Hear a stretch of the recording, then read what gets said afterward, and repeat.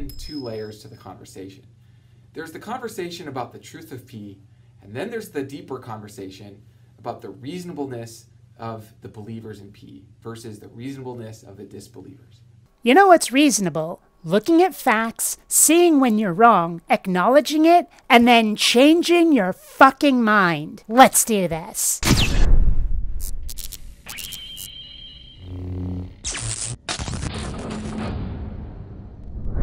Greetings, fellow space travelers, BionicDance here. Now, this guy doesn't come right out and say he's talking about atheists versus theists, but look at his channel. That's what the fuck he's talking about. He tries to argue that each side is being reasonable, which is just simply not the case, no matter what they may think of themselves.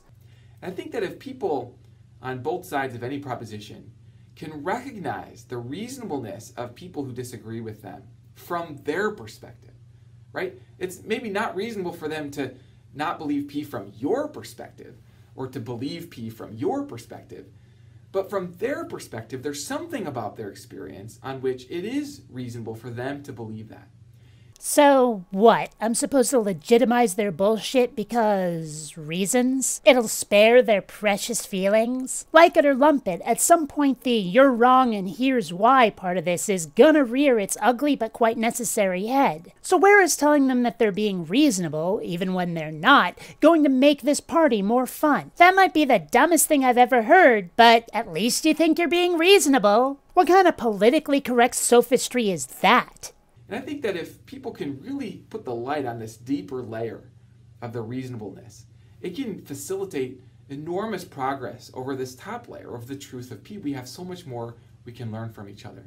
Learn what? One side is making claims about a magical super being's existence, and the other side is pointing out where they got their facts quite demonstrably wrong. Only one side has something to learn here, unless the other side can present counter-evidence. Except they don't. They throw a lot of arguments at us without providing a scrap of real-world checkable evidence, and then insist that we use faith instead of facts. And you expect us to think they're being reasonable? Okay, to be fair, it sounds as if you're asking us to just have a little bit of empathy. But sometimes trying to put yourself in the mind of someone else only confirms that they're fucking loopy. And why even bother? When atheists have tried to put themselves in the minds of theists and described what it seemed like, we're always told we're wrong. And how about some of this from the other side? I've never, to the best of my knowledge, heard a theist say anything like, "Okay, I get it. I understand why you need hard data. I get why faith isn't enough." No, it always ends up with them saying they'll pray for us and then running away from the argument like scared little bitches. So what do you expect us to learn from the other side by trying to understand their point of view? Better to stick to the facts, I say. I was actually talking with somebody the other day who was specifically telling me that they will engage people who believe P because their main goal, one of their main goals, is to show them that people who disbelieve P are moral people, good people, reasonable people.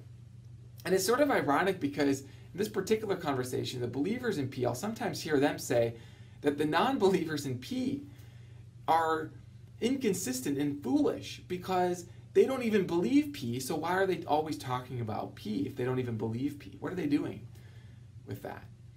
Well, my friend, this person that I met, was telling me why they're talking about P. It's because of this deeper layer.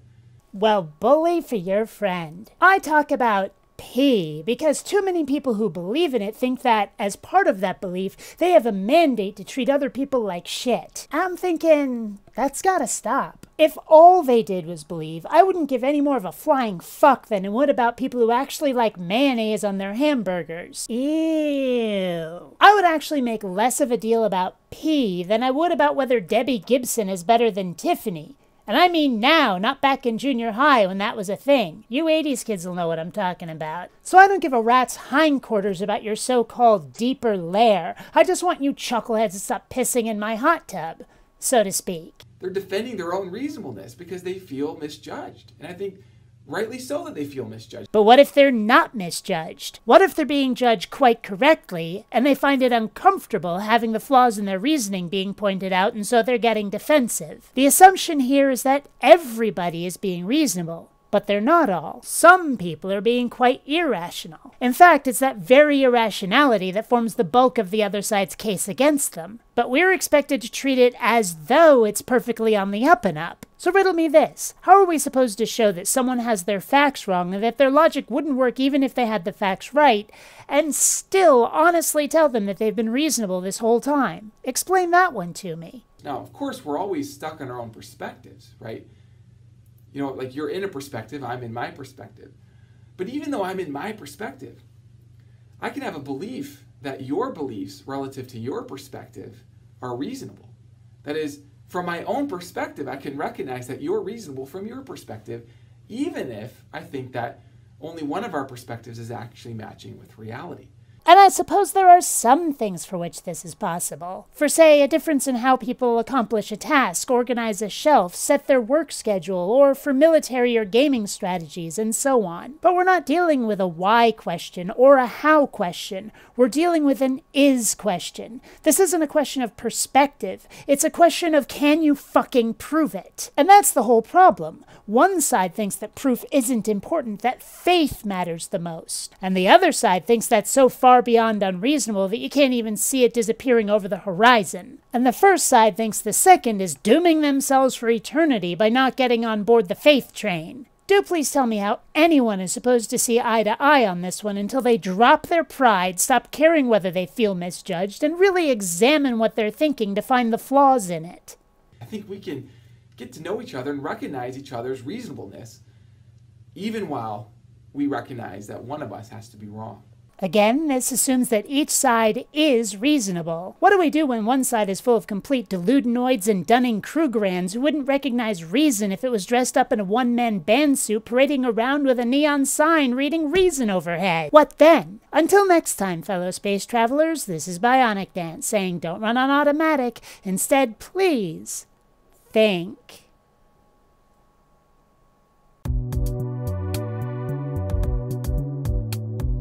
Attention citizens, failure to contribute will result in suspended oxygen privileges.